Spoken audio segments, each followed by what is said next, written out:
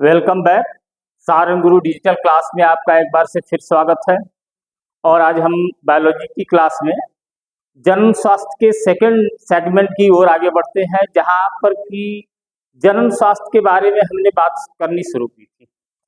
तो जनन स्वास्थ्य से संबंधित एक बहुत बड़ा मुद्दा जो है पूरी दुनिया के लिए, खासकर हमारे देश के लिए, वो है जनसंख्या विस्फोट, पॉपुलेशन एक्सप्लोजन। निसंदेह रूप से 17वीं सेंचुरी, जो कि साइंटिफिक रिवॉल्यूशन के नाम से जाना जाता है, उसके बाद से पूरी दुनिया में तमाम तरह की सुविधाएं और उन सुविधाओं में, स्वास्थ्य सुविधाओं में बहुत सारी बढ़ोतरी हुई, बेहतर काम हुए। इसका अच्छा परिणाम ये हुआ कि पूरी दुनिया में मृत्यु दर तो गिरती गई और इसके विपरीत जन्म दर बढ़ती गई। और ये सुविधाओं का मिलना, स्वास्थ्य सुविधाओं की वजह से लोगों के स्वास्थ्य बेहतर हुए, लोगों का जीवन स्तर बेहतर हुआ। लेकिन उसका सबसे बड़ा दुष्परिणाम आज की तारीख में जो है वो है जनसंख्या विस्फोट। खास तौर पर हम अपने देश की बात करें तो ये कोई खुशी की बात नहीं होगी, कोई गर्व की बात नहीं होगी अगर हम कहते हैं या दुनिया कहती है कि आज भारत दुनिया का सबसे बड़ा, सबसे ज्यादा जनसंख्या वाला देश हो गया है। तो हमें इस पर सोचना होगा, खासतौर पर नई पीढ़ी को, कि कैसे भविष्य में इस जनसंख्या विस्फोट की चुनौती को हम समाप्त कर सकते हैं, इसको नियंत्रित कर सकते हैं। तो आइए उसी के रेफरेंस में कुछ डेटा है हमारी बुक में क्या बताती है। हमारा हेडिंग जो है जनसंख्या अस्थायीकरण और जन नियंत्रण, बर्थ कंट्रोल के रेफरेंस में हमारी एनसीईआरटी क्या कर रही, पिछली शताब्दी में किए गए विभिन्न क्षेत्रों में चहुमुखी विकास से लोगों के जीवन स्तर पर में महत्वपूर्ण रूप से सुधार हुआ है। नो डाउट, जहां से हम बात करते हैं कि जो भी साइंटिफिक रिवॉल्यूशन हुआ तो उससे बहुत सारी सुविधाएं हमको मिली और उससे जीवन स्तर तो सुधरा, लेकिन उसके साथ क्या हुआ, हालांकि बेहतर जीवन दशाओं के साथ साथ व्यापक स्वास्थ्य सुविधाएं जनसंख्या वृद्धि में विस्फोटक प्रभाव डालती। अच्छी बात हुआ, जीवन स्तर में सुधार हुआ, लेकिन जनसंख्या किस तरह से बढ़ी देखिए। सन 1900 में पूरे विश्व की जनसंख्या लगभग 2 अरब थी, जो सन 2000 ईस्वी में तेजी से बढ़कर 6 अरब हो गई तथा 2011 में 7.2 अरब पाई गई। अब ये पूरी जनसंख्या पूरी दुनिया की है और आज की तारीख में लगभग ये आंकड़ा 8.2 अरब का है और इसमें इकलौता हमारे देश की जनसंख्या 1.44 अरब मानी जा रही है। ये जनसंख्या कहीं से भी ये नहीं बताती है कि हम बहुत संपन्न हैं, बहुत सुखी हैं। नहीं, जनसंख्या का विस्फोट निसंदेह रूप से हमारी जो भौतिक संसाधन हैं उन भौतिक संसाधनों पर नकारात्मक प्रभाव डालता है और इसका दुष्परिणाम हम झेल रहे हैं। आइए आगे देखते हैं। ठीक यही प्रवृत्ति भारत में भी देखी गई। हमारी जनसंख्या जो देश की आजादी के समय लगभग 35 करोड़ थी, वह सन 2000 में तीव्र जनसंख्या दर से 1 अरब हो गई।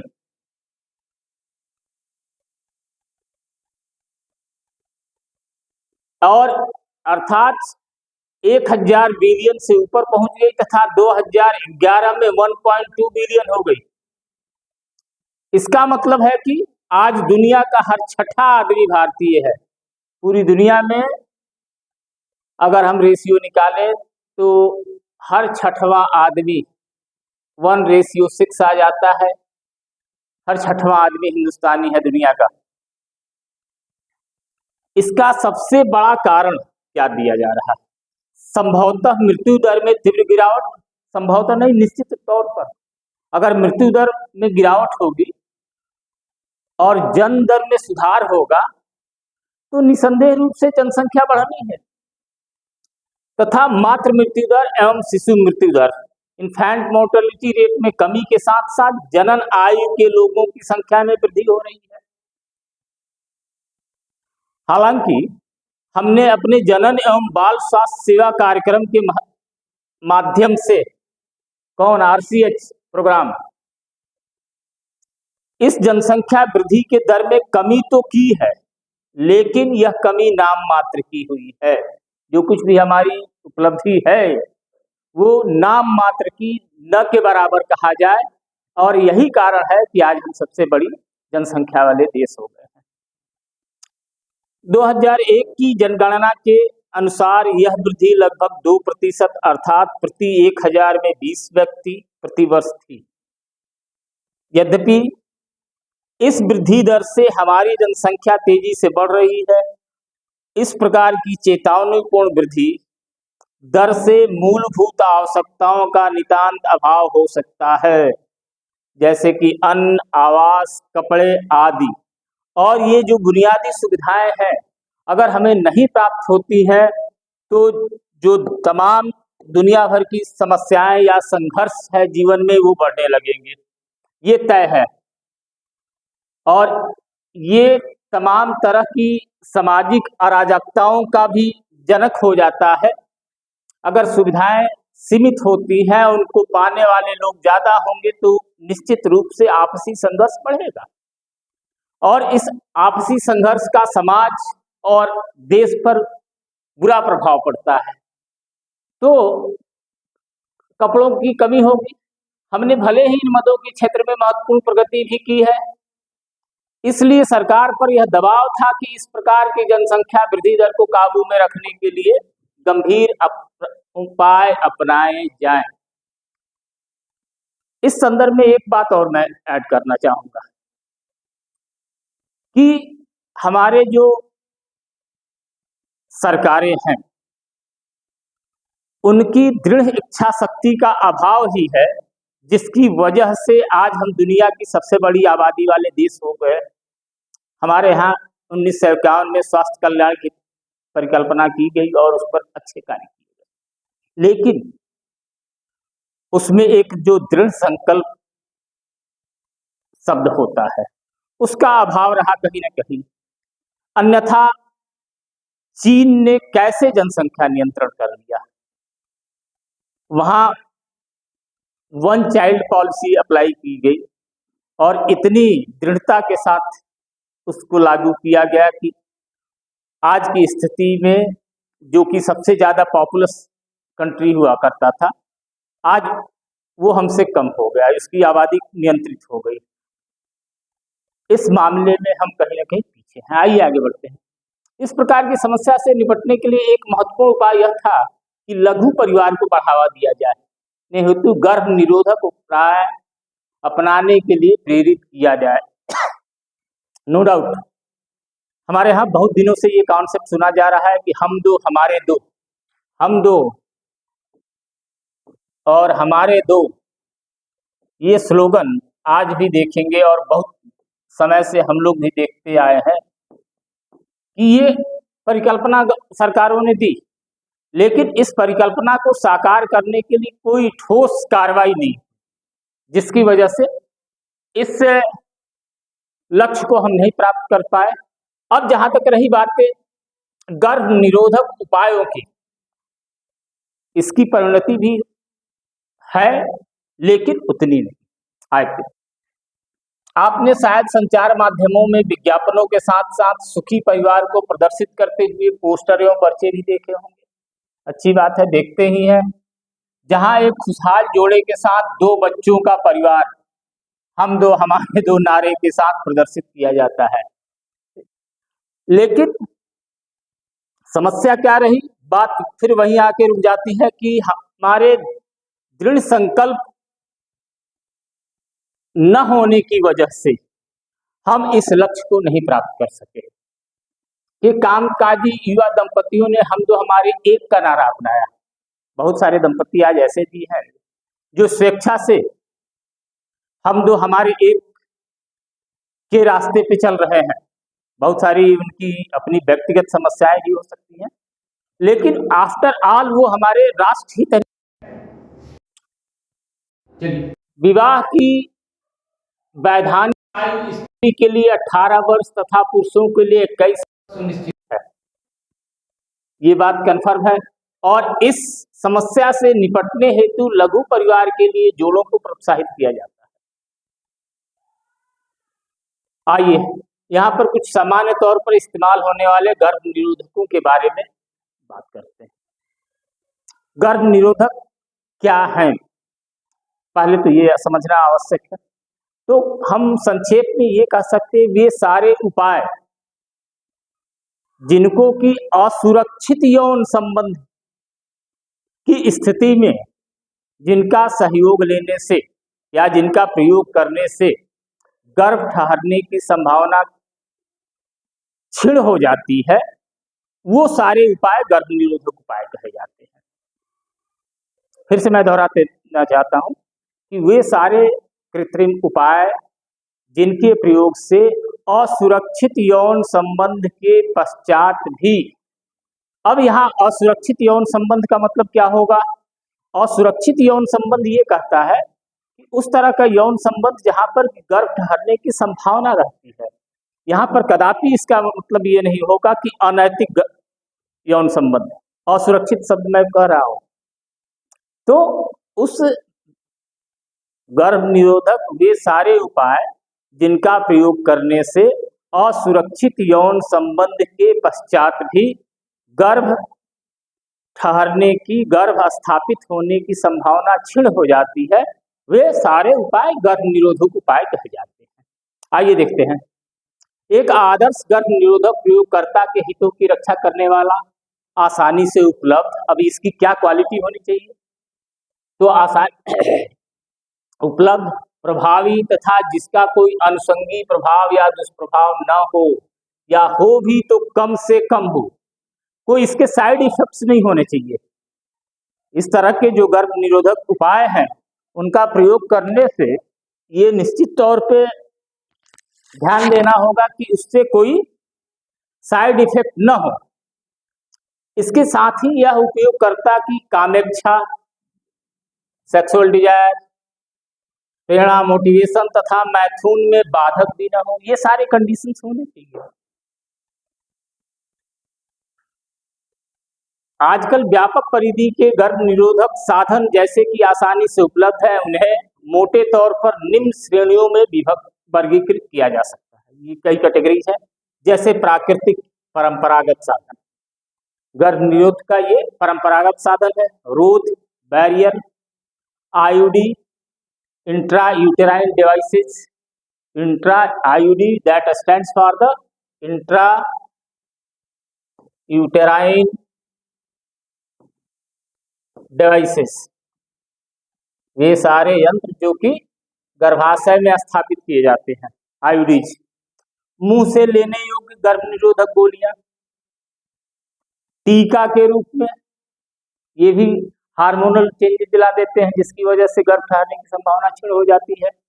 अंतरोपण, इम्प्लांटेशन तथा सर्जरी, शल्य क्रियात्मक विधियां।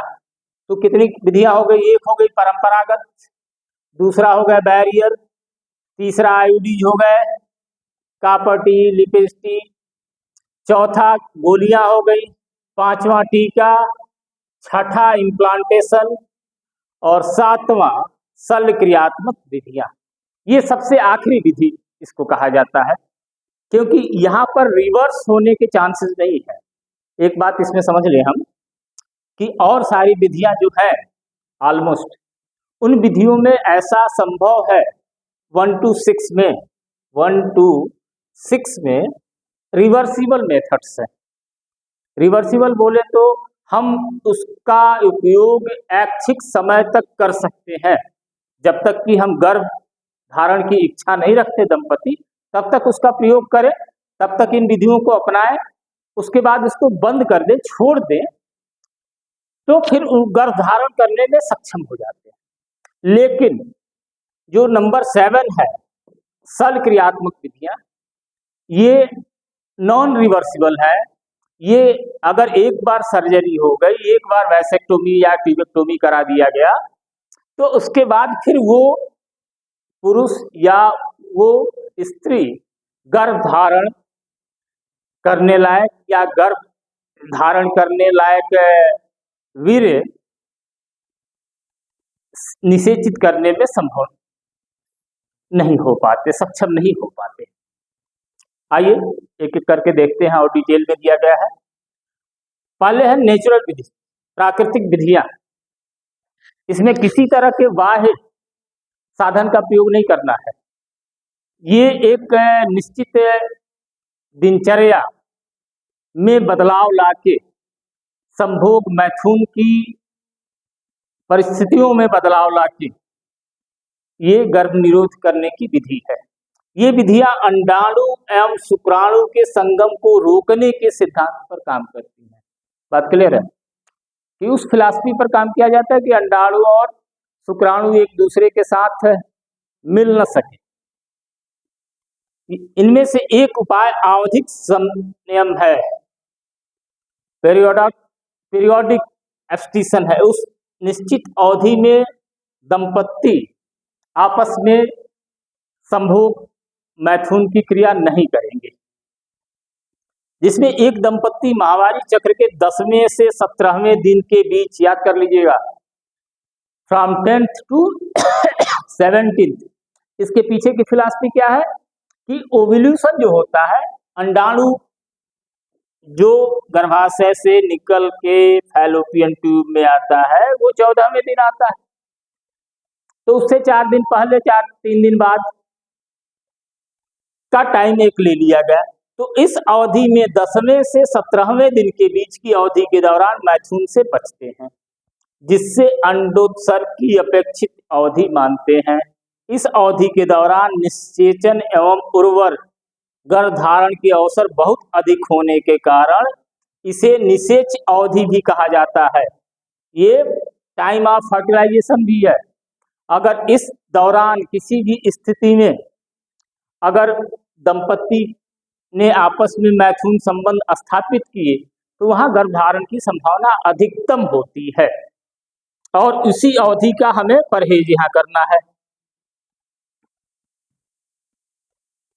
और क्या बता रहे हैं इसके आगे, और विधियां हैं इसमें। इस तरह से इस दौरान मैथुन सहवास न करने से गर्भाधान से बचा जा सकता है। क्लियर हो गया? तो ये आवधिक संयम एक पहली विधि हो गई। ये कौन सी विधि है? प्राकृतिक विधि है। अब प्राकृतिक विधियों में दूसरी विधि है बाह्य स्खलन या अंतरित मैथुन। क्या है? बाह्य स्खलन या अंतरित मैथुन, क्वाइटस इंटरप्शन, बाधा। इसमें क्या है? जिसमें पुरुष साथी संभोग के दौरान वीर्य स्खलन से ठीक पहले स्त्री की योनि से अपना लिंग बाहर निकालकर वीर्य सेचन से बच जाता है। इंसेमिनेशन होगा नहीं फीमेल जेनाइटेरिया में, तो निश्चित रूप से गर्भधारण की संभावना नहीं होगी। थर्ड है लैक्टेशन एमनोरिया, स्तनपान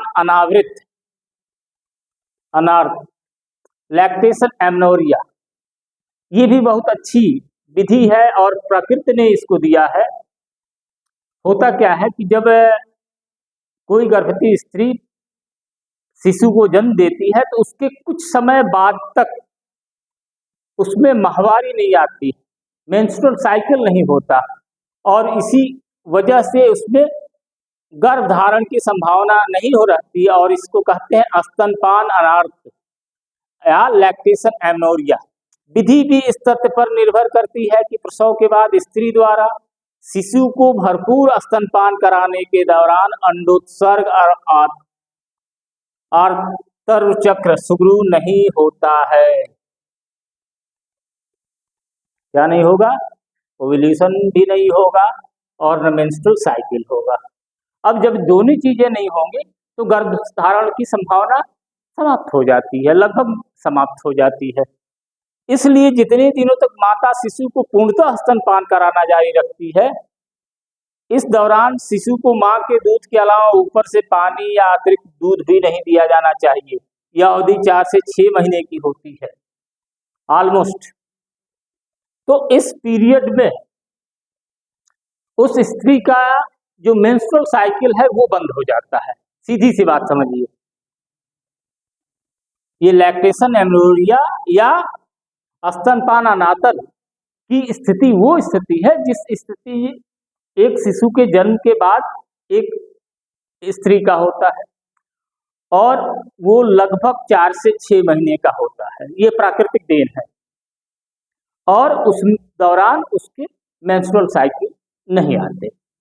मेंस्ट्रुअल साइकिल जब नहीं चलेगा तो फिर ओव्यूलेशन नहीं होगा और ओव्यूलेशन नहीं होगा तो फर्टिलाइजेशन की कोई संभावना रह ही नहीं जाएगी। ठीक है, तो गर्भधारण के अवसर लगभग शून्य होते हैं। यह विधि प्रसव के बाद ज्यादा से ज्यादा 6 माह की अवधि तक ही कारगर मानी जाती है, मैक्सिमम 4 to 6 मंथ। अब देखिए, चूंकि उपयुक्त विधियां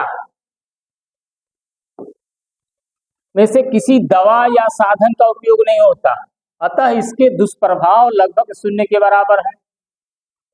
इसमें लेकिन हालांकि इसके असफल रहने की दर काफी अधिक है। फेल्योर होने की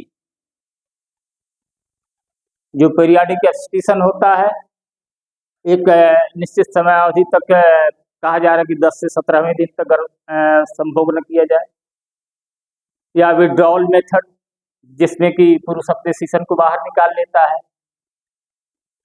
तो ये दोनों विधियां बहुत ज्यादा असफल हैं। अब बात आती है रोध बैरियर की। सेकंड 7 विधियां हमने देखी, तो 7 उसमें से सेकंड आ गई बैरियर के अंतर्गत रोधक साधनों का के माध्यम से अंडाणु और शुक्राणु को भौतिक रूप से मिलने से रोका जाता है। फिजिकल बैरियर लगा दिए जाते हैं। इस प्रकार के उपाय पुरुष एवं स्त्री दोनों के लिए उपलब्ध है। कंडोम निरोध आदि रोधक उपाय है जिन्हें पतली रबर या लैटेक्स से बनाया जाता है ताकि इसके उपयोग से पुरुषों के लिंग या स्त्री की योनि एवं गर्भाशय ग्रीवा को संभोग से ठीक पहले ढक दिया जाए। अस्खलित शुक्राणु स्त्री के जनन मार्ग में नहीं घुस सके। One of the best method, अगर एक लाइन में हम बात करें कि आज की तारीख में भी पूरी दुनिया में, देश में नहीं पूरी दुनिया में, गर्भधारण से बचने का जो सबसे अच्छा सरलतम उपाय है वो है बैरियर मेथड। और इस बैरियर मेथड में जो ये कंडोम शब्द है, निरोध है, इसका प्रयोग सबसे ज्यादा सुरक्षित है। इसका चित्र अभी आप देखे होंगे, मैं फिर से दिखा दूं। ये पुरुष के लिए कंडोम और स्त्री के लिए कंडोम, दोनों के लिए कंडोम आज की तारीख में उपलब्ध है मार्केट में। होता क्या है कि संभोग के दौरान उत्तेजित शिशु पर पुरुष इस कंडोम का प्रयोग कर लेते हैं जिससे कि वो पूरा शिशु ढक जाता है और वीर्य इसमें इकट्ठा संचित हो जाता है। ये डिस्पोजेबल होगा। इसी तरह के से स्त्रियों के लिए भी कंडोम अवेलेबल है, लेकिन इसका प्रचलन इस पुरुष कंडोम की तुलना में बहुत कम है, लगभग न के बराबर है हमारे यहाँ। इसे भी योनि में फिट कर दिया जाता है मैथुन के दौरान और मैथुन के पश्चात इसको थ्रो कर देते हैं। तो ये दोनों डिस्पोजेबल है। ये हमको हमेशा याद रखना है कि ये डिस्पोजेबल है, one time use and throw. तो उस तरह की ये कंडोम है और आज भी ये दुनिया के सबसे अच्छे गर्भ निरोधक उपायों में से माने जाते हैं। एक बात इसके साथ और मैं ऐड कर दूं कि ये गर्भ निरोध के साथ साथ जो एसटीडी है, सेक्सुअली ट्रांसमिटेड डिजीजेज हैं, उनको रोकने के लिए भी सबसे कारगर उपाय है। जैसा कि हम जान रहे हैं कि बहुत सारी एसटीडीज हैं जिसकी बात अभी आगे और होगी। पीछे कुछ इंट्रो हम लोगों ने किया था। तो उनको रोकने के लिए भी ये साधन जो है ये सबसे समुचित साधन माने जाते हैं। ठीक है, आगे बढ़ते हैं।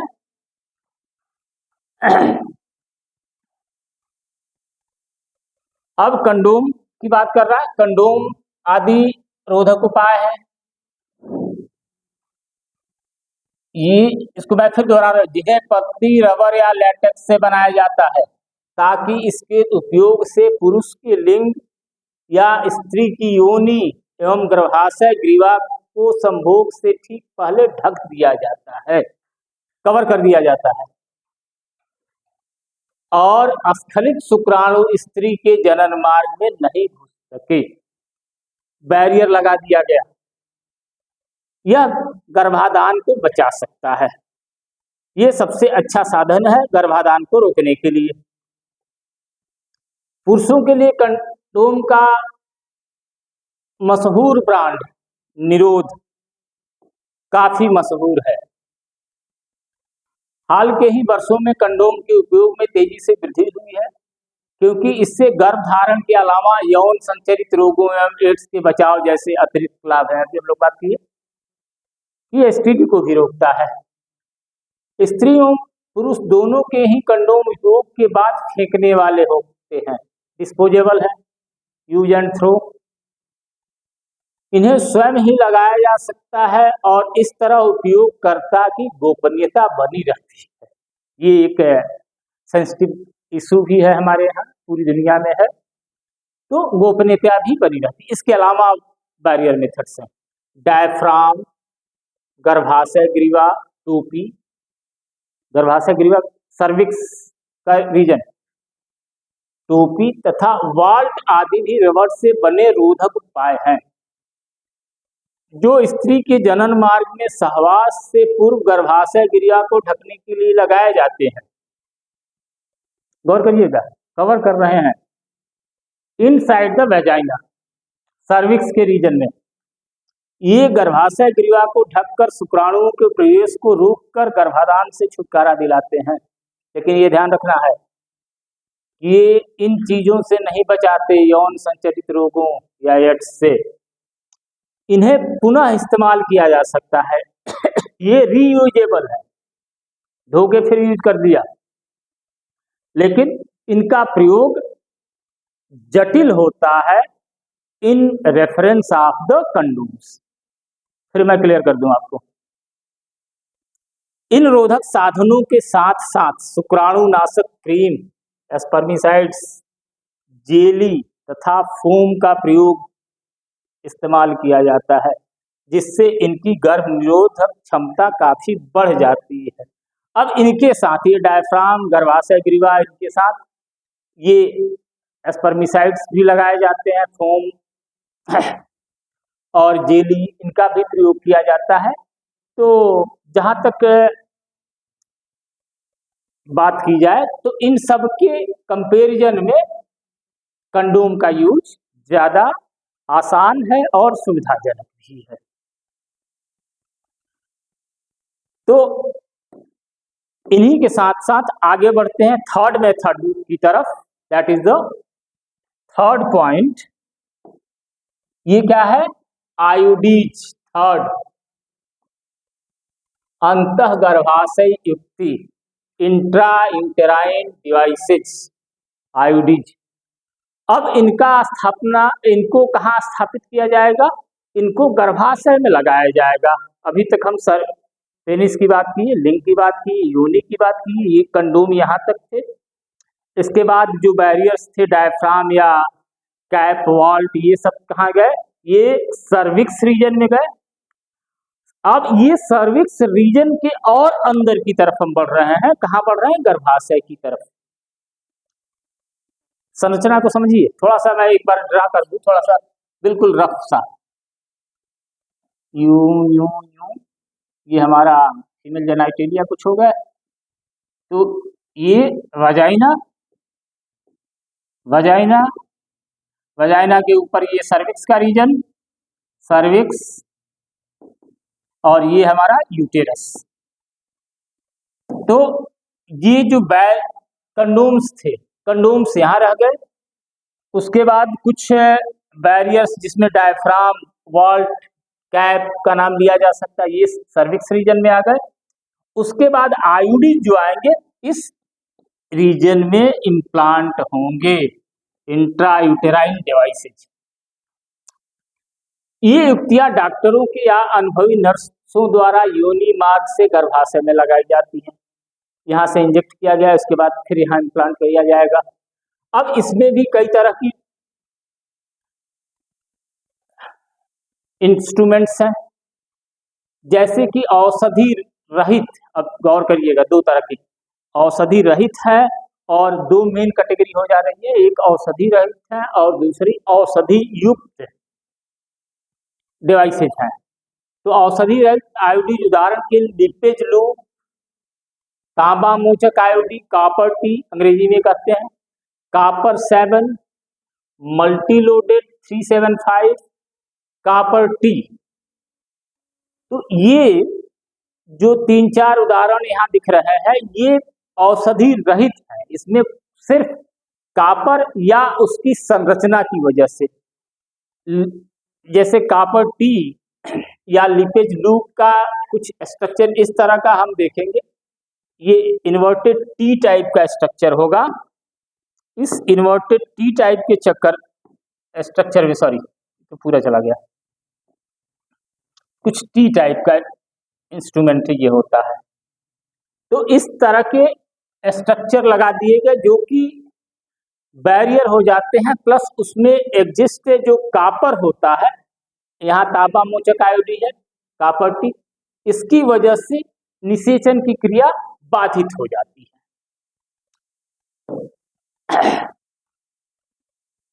गर्भाशय के अंदर कॉपर Cu का आयन मोचित होने के कारण, इसको देखिए डिस्क्राइब कर दिया, कॉपर के आयन रिलीज होते हैं जिसके कारण शुक्राणुओं की भक्षाणु क्रिया फैगोसाइटोसिस बढ़ा देती है, जिससे शुक्राणुओं की गतिशीलता तथा उनके निषेचन क्षमता को कम करती है। इसके अतिरिक्त आयोडीन हार्मोन को गर्भाशय में भ्रूण के रोपण के लिए अनुपयुक्त बनाती है।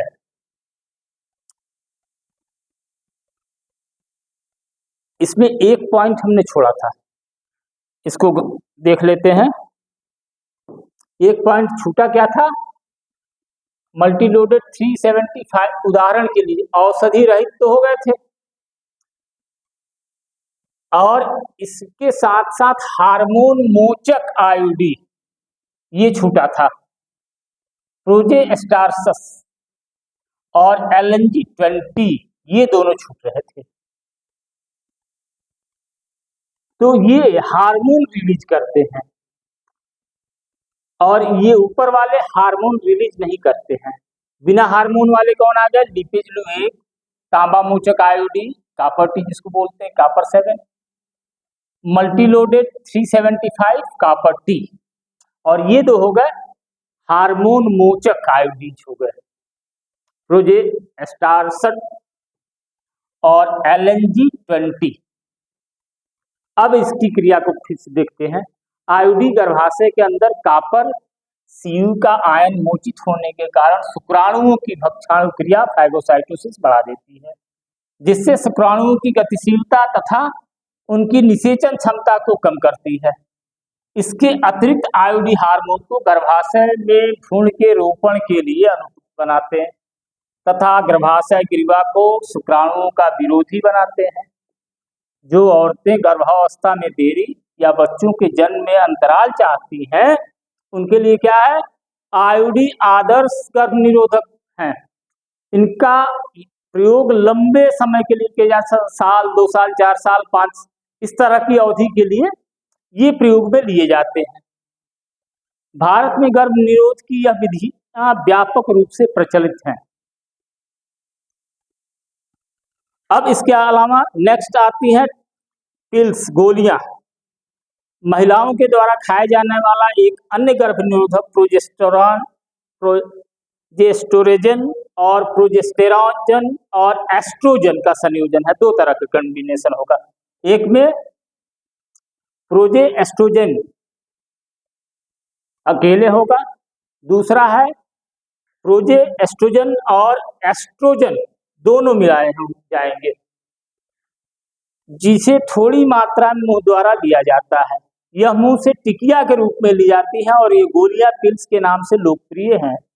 ये गोलियां 21 दिन तक प्रतिदिन ली जाती हैं, जिन्हें आतर्व चक्र माहवारी के प्रथम 5 दिन मुख्यतः पहले दिन से ही शुरू करनी चाहिए। अब इसकी विधियां हैं कि लगातार इसको 21 दिन तक यूज करना है, लेकिन इसमें एक संशोधित पिल्स भी आ रही है आज की तारीख में, जो हफ्ते में सिर्फ एक बार भी लेने से काम चल जाती है। ये परंपरागत रूप से 21 गोलियों का डोज है और इन्हें आतर्व चक्र माहवारी के प्रथम 5 दिनों मुख्यतः पहले दिन से शुरू करनी चाहिए। गोलियां समाप्त होने के 7 दिनों के अंतर के बाद जब पुनः ऋतुस्राव शुरू होता है तो इसे फिर से वैसे ही लिया जाता है। अब इसमें क्या है कि मेंस्ट्रुअल साइकिल शुरू हो रही, फर्स्ट मेंस्ट्रुअल साइकिल शुरू हो रही है और उस दिन से शुरू करके लगातार 21 दिन तक ले रही है महिला, और मान लिया 7 डेज का गैप है तो 28 दिन हो रहा है, तो 28 दिन का ये स्टैंडर्ड हम मान के चलते हैं कि जो मेंस्ट्रुअल साइकिल की टाइमिंग है लगभग इतने दिन की है। लेकिन इसमें अंतर आ सकता है और उस अंतर आने से कोई परेशानी नहीं है। जब भी इसे शुरू करना है तो मेंस्ट्रुअल साइकिल के फर्स्ट डे से शुरू करना है। ओके, इसे फिर से वैसे ही लिया जाता है और क्रम तब तक जारी रखता है जब तक गर्भ निरोध की आवश्यकता होती है। ये अंडोत्सर्ग और रोपण को संदमित करने के साथ सप्रेस कर देता है, साथ साथ गर्भाशय ग्रीवा की श्लेष्मा की गुणवत्ता, जो उसका एंडोमेट्रियम है, उसको भी चेंज कर देता है, जिससे शुक्राणुओं के प्रवेश पर रोक लग जाती है अथवा उनकी गति मंद हो जाती है। यह गोलियां बहुत ही प्रभावशाली तथा बहुत कम दुष्प्रभाव वाली होती हैं तथा औरतों द्वारा यह खूब स्वीकार्य है।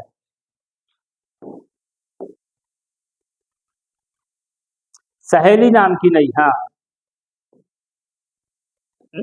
गर्भ निरोधक गोली, जिसके बारे में पहले भी चर्चा हुई है, हम लोग बात किए थे ना, ये लखनऊ रिसर्च सेंटर से बना हुआ है, एक गैर स्टेरॉयडली सामग्री है और ये हफ्ते में एक बार, जिसकी हम अभी बात की कि वंस इन ए वीक पर्याप्त है, ली जाने वाली गोली है। इसके दुष्प्रभाव बहुत कम तथा यह उच्च निरोधक क्षमता वाली है। इसके साथ साथ अब नेक्स्ट क्या है, इम्प्लांटेशन की बात हो रही है। कुछ जैसे चिप लगा दिए जाते हैं शरीर में, शरीर के हिस्सों पर चिप लगा दिए जाते हैं, हार्मोन के चिप, उसकी बात हो रही है। अंतरोपण, स्त्री द्वारा प्रोजेस्टेरोन अकेले या फिर एस्ट्रोजन के साथ इसका संयोजन भी टीके या त्वचा के नीचे अंतरोप इम्प्लांट के रूप में किया जा सकता है। इसकी अलग अलग कैपेसिटीज की इम्प्लांट्स आते हैं, वो 6 महीने के लिए फंक्शनल है, साल भर के लिए है, 2 साल के लिए, वही एक निश्चित अवधि तक अगर हम चाहते हैं तो वो इम्प्लांट करके उस स्त्री के शरीर में उसको गर्भ धारण करने से बचाया जा सकता है। त्वचा के नीचे अंतरोप इम्प्लांट के रूप में किया जा सकता है, इसको ध्यान रखिए। इसके कार्य की विधि ठीक गर्भ निरोधक गोलियों की भांति होती है, फंक्शन ठीक उसी तरह का है तथा काफी लंबी अवधि के लिए प्रभावशाली होती है। मैथुन के 72 घंटे के भीतर ही प्रोजेस्टेरोन तथा प्रोजेस्टेरोन एस्ट्रोजन संयोजन का प्रयोग या आईयूडी के उपयोग को आपातकालीन गर्भ निरोधक के रूप में बहुत ही प्रभावी माना गया है। इन्हें बलात्कार या सामान्य लापरवाहीपूर्ण असुरक्षित यौन संबंधों के कारण होने वाली संभावित सगर्भता से बचने के लिए लिया जा सकता है। अब यहाँ गौर करते हैं, अगर अनसेफ किसी ने मैथुन संबंध स्थापित कर लिए या किसी महिला का बलात्कार हो गया है और ये संभावना है कि उसकी गर्भ धारण की संभावना प्रबल है, तो उस स्थिति में इसके हाई डोज का प्रयोग प्रोजेस्टेरोन तथा प्रोजेस्टेरोन प्लस एस्ट्रोजन की गोलियां या इंजेक्शन एक आपातकालीन गर्भ निरोधक का कार्य करती है। साथ ही साथ क्या है, आईयूडीज का प्रयोग किया जाता है। इंट्रायूटेराइन डिवाइसेज उसी समय उस संभावना के बाद अगर प्रयोग कर दिया जाए तो गर्भ धारण करने की संभावना समाप्त हो जाती है। तो दोनों परिस्थितियों में ये कारगर है। Before the coitus and just after the coitus within the 72 hours, 72 घंटे के भीतर तक ये कारगर है। ओके, अब आते हैं हम लोग लास्ट और सबसे important and permanent 7th point, जिसके बारे में हम पहले बता चुके हैं कि ये नॉन रिवर्सिबल है। अभी तक की जितनी विधियां हैं सब में रिवर्सिबल है, लेकिन ये विधि जो होगी हमारी गर्भ धारण की वो नॉन रिवर्सिबल है। अगर एक बार सर्जरी करा दी गई तो फिर वो वापस स्त्री या पुरुष गर्भ धारण योग्य नहीं होते। आइए देखते हैं शल्य क्रिया विधियां, ये जिन्हें बंधकरण स्टेरलाइजेशन, इसको सर्जरी मेथड, सर्जिकल मेथड या स्टेरलाइजेशन भी कहते हैं, प्रायः उन लोगों के लिए सुझाई जाती है जिन्हें आगे गर्भावस्था नहीं चाहिए और वे इसे अस्थायी माध्यम के रूप में पुरुष या स्त्री में से एक अपनाना चाहते हैं। एक दंपति है तो उनमें से कोई एक भी अगर इस विधि को अपना लेता है, सर्जरी करा लेता है, तो उनको गर्भधारण की संभावना से, समस्या से परमानेंटली छुटकारा मिल जाता है।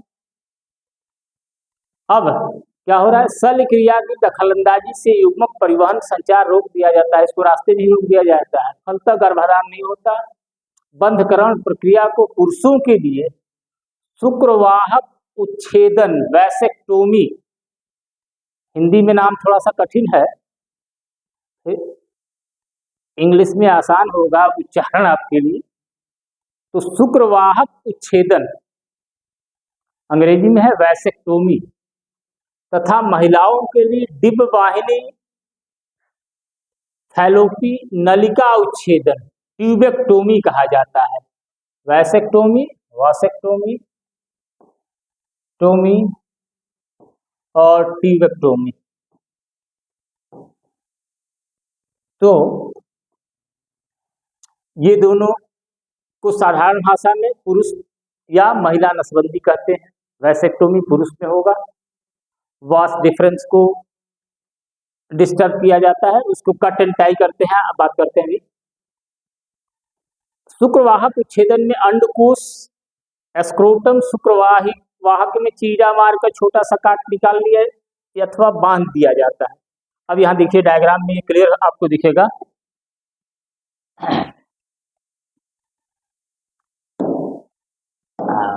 इसको हटा के ऊपर,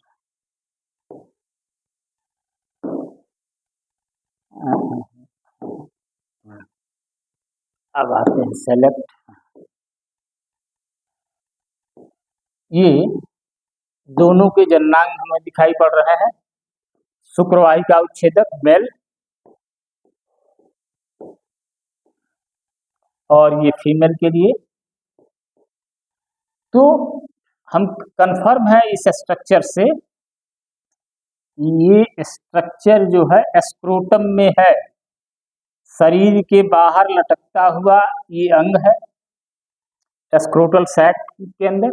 तो स्क्रोटल सैक के पीछे की ओर इस शुक्रवाहक नली को काट दिया गया, यहाँ से डिसेक्ट कर दिया गया, और काटने के बाद कट एंड टाई, दो शब्द याद रखिए, या यहाँ हिंदी में भी लिखा है बांधा और कटा हुआ। शुक्रवाहक बांधा और कटा हुआ, पहले कटा हुआ शब्द होना चाहिए, मुझे लगता है कि काटने के बाद ही बांधा जाएगा। तो ये दोनों तरफ के लेफ्ट और राइट साइड में हम देख रहे हैं शुक्रवाहक नलिका को काट दिया गया और काट के दोनों तरफ से बांध दिया गया। अब स्पर्म यहाँ बनते हैं, हम जान रहे हैं शुक्र का निर्माण यहाँ होता है टेस्टिस में। तो यहाँ से ये फिर आगे नहीं बढ़ पाते हैं और निषेचन के दौरान, मैथुन के दौरान ये स्पर्म नहीं जाएंगे। इसको कहते हैं शुक्रवाहिका उच्छेदन, इंग्लिश में आप इसका नाम है वैसेक्टोमी। ठीक इसी तरह का, अच्छा इस दोनों में अंतर मैं समझा दूं थोड़ा सा और, कि ये पुरुषों में नसबंदी, साधारण भाषा में नसबंदी या शुक्रवाहिका उच्छेदन आसान होता है इन कंपेरिजन ऑफ स्त्रियों के। क्यों?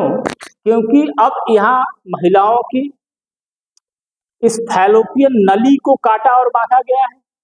तो फैलोपियन नली कहाँ स्थित है? मादा के गर्भ के शरीर के अंदर है। ओके, ये शरीर के अंदर है और वो शरीर के बाहर ही सर्जरी करनी है, सिर्फ एस्क्रोटम के हिस्से में टच करना है। वही काम यह हो रहा है। फैलोपियन नलिकाएं बांधी और काटी हुई, मुझे लगता है कि काटने के बाद बांधी गई हैं। इसको कहते हैं डम्ब वाहिनी नली उच्छेदन, डिम्ब वाहिनी नली उच्छेदन। इंग्लिश में इसको हम बोलते हैं ट्यूबेक्टोमी।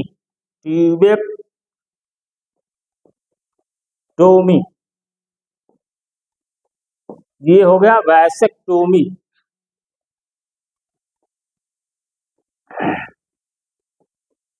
तो ये दोनों विधियां जो है ये सर्जिकल मेथड्स हैं और ये नॉन रिवर्सिबल है। तो ये हमें हमेशा याद रखना होगा कि 1 to 6 तक की जो हम बात किए, सारी विधियां जो थी वो रिवर्सिबल थी, लेकिन ये जो सर्जरी का मेथड है वो नॉन रिवर्सिबल है।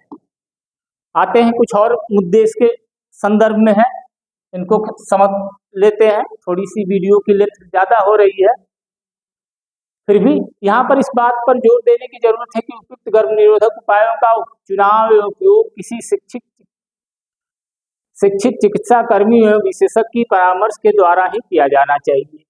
प्रत्येक व्यक्ति को अवश्य ध्यान रखना चाहिए कि जन्म स्वास्थ्य के रखरखाव हेतु गर्भ निरोधक नियमित रूप से अपेक्षित नहीं होते, कंटिन्यू नहीं होना चाहिए। वास्तव में इनका उपयोग प्राकृतिक प्रक्रिया जैसे जनन, जैसे गर्भाधान, सगर्भता के विरुद्ध है। इन सबके बावजूद व्यक्ति का इन विधियों को इस्तेमाल करने के लिए विवश होना पड़ता है, फिर चाहे सगर्भता को रोकने या देरी करने या अंतराल रखने का कोई निजी कारण रहा हो। इसके संदेह नहीं है कि इन विधियों के व्यापक उपयोग ने जनसंख्या की अनियंत्रित वृद्धि को रोकने में महत्वपूर्ण भूमिका निभाई है। फिर भी इन उपायों के संभावित दुष्प्रभावों में मतली, उदरीय पीड़ा, बीच बीच में रक्तस्राव, ये महिलाओं के लिए खास तौर पर अनियमित आंतर रक्तस्राव या यहाँ तक कि स्तन कैंसर जैसी बातें हो सकती हैं। तमाम सुविधाएं हैं, तमाम अच्छी बातें हम लोगों ने किया, लेकिन इसके दुष्परिणाम भी बहुत भयंकर भी हो सकते हैं। तो इसलिए यथासंभव अपने जीवन में प्रयास करें कि इन सब की सहायता न लेनी पड़े या तो कम से कम लेनी पड़े। यद्यपि यह बहुत महत्वपूर्ण नहीं है, फिर भी इनकी पूरी तरह से उपेक्षा नहीं की जा सकती है। ठीक है, आज के लिए बस इतना ही रखते हैं। नेक्स्ट डे हम लोग बात करेंगे सगर्भता का चिकित्सीय समापन, मेडिकल टर्मिनेशन ऑफ प्रेगनेंसी, और क्या क्या कंडीशंस हैं मेडिकल टर्मिनेशन के लिए, वो सारी बातें होंगी। Okay, thank you, that's all for today.